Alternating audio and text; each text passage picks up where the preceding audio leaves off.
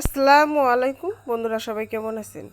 আজ ছোট ছোট ডাটা দিয়ে ছোট ছোট দেশি ট্যাংরা মাছ দিয়ে রান্না করব।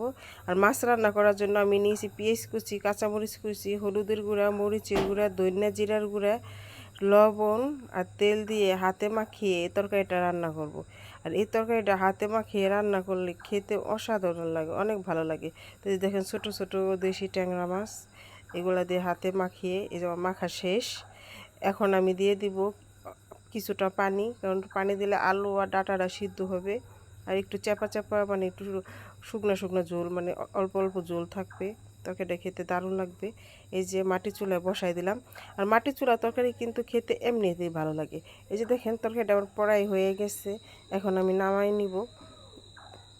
এই তরকারিটা খেতে আমার কাছে অনেক ভালো লাগে, অনেক পছন্দের একটা তরকারি।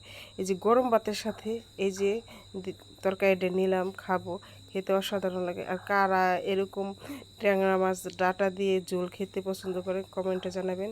আর আমার তরকারিটা কেমন হয়েছে, দেখতে কেমন হয়েছে কমেন্টে জানাবেন। ভালো থাকবেন, সুস্থ থাকবেন, আমাদের সবার জন্য দোয়া করবেন। আল্লাহ হাফেজ।